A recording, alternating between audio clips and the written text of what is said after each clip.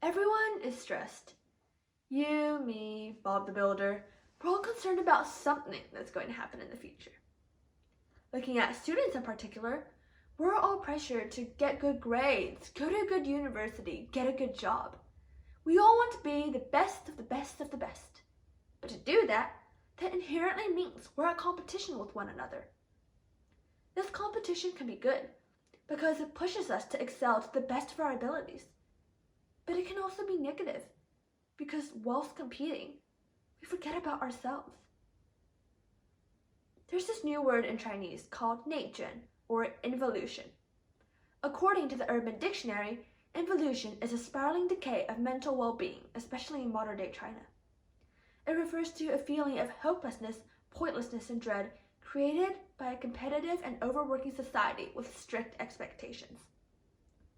While this term originated in China, it also applies to other parts of the world too.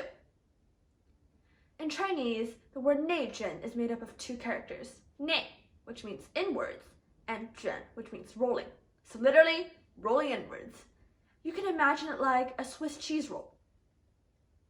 Just as a Swiss cheese roll folds inwards, we humans squirm inside when we think about competition and the pressure it puts on us to work harder and harder and harder. According to Chinese anthropologist Xiang Biao, involution is an endless cycle of self-flagellation or the experience of being locked in competition that one ultimately knows is meaningless. Meaningless, you might ask? What's not meaningless if you win? Let me give you an example. So, let's say that this teacher assigned a 250-word short answer for homework. And Bobby, because he really likes this topic, ended up writing 300 words. Now, Joe saw this paper and he was like, I have to beat Bobby. So Joe ends up writing 500 words.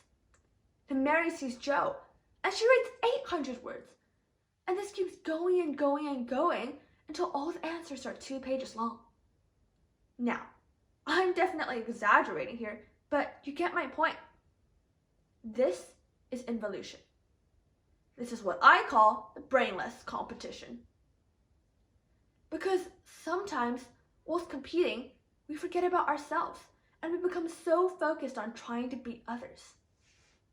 And that's the dumbest feeling in the world. We're not meant to be competing with others. We're all unique and we're all traveling along different paths. And I can already see you rolling your eyes at me through the screen right now because we've heard this line so many times and it's so cliche. But just because it's cliche doesn't mean it's not true. You might have realized that I made an assumption in the beginning of my speech. I said that all a student wants to do is to get good grades, go to a good university, and get a good job. And this isn't true for all students. While some students might want to do this, others might not. One person might go on to be a really famous YouTuber, and another person could go on to be the President of America. And that's not to say one path is better than the other or one path is easier than the other. We're all just destined for different things. So there's really no point in competing if you're all doing what you love. Because your life is your life. It's about you, your mindset, and where you are. It's not about competing with others. It might be more easy to visualize it like this. California is 3 hours behind New York. But that doesn't mean everyone in California is slower. It just means that everyone is traveling in their own parallel time zones, and we are destined to achieve what we are meant to achieve. We have this mindset of involution, which is when we want to compete with others. So to reverse our involution, we must have the mindset that we should view people as friends and collaborators and partners, rather than competition and someone you have to beat. And I know this is easier said than done. It's not like there's a button in my brain that could turn my anxiety and my competitiveness on and off, as much as I would actually like to, but I really don't have it. Something I usually do to enforce this mindset is I ask myself whether the competition would really be worth it. Let me give you an example. So let's say your friend won this music competition and she's the best violinist in all of Hong Kong. Now, you desperately want to beat her, so you start practicing for 5 hours a day, 365 days a year, and then voila, after 2 years, You are now the greatest violinist on the planet. Congratulations. And I would ask myself this.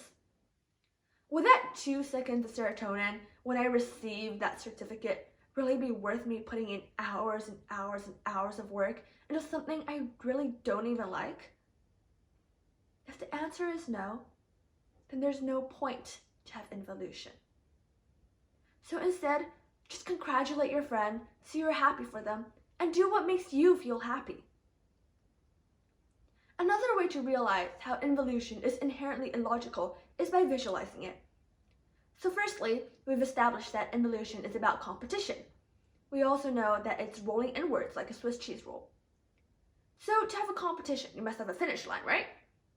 Then you look at the Swiss cheese roll, and it just goes circles and circles and circles and circles and circles and circles, and it doesn't stop.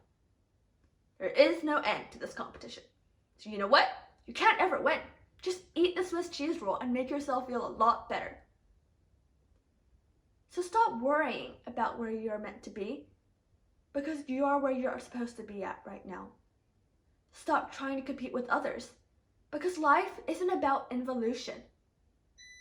And if you ever doubt yourself, just remember, Obama retired at 55 and Biden started at 78. You're right where you're supposed to be. Thank you.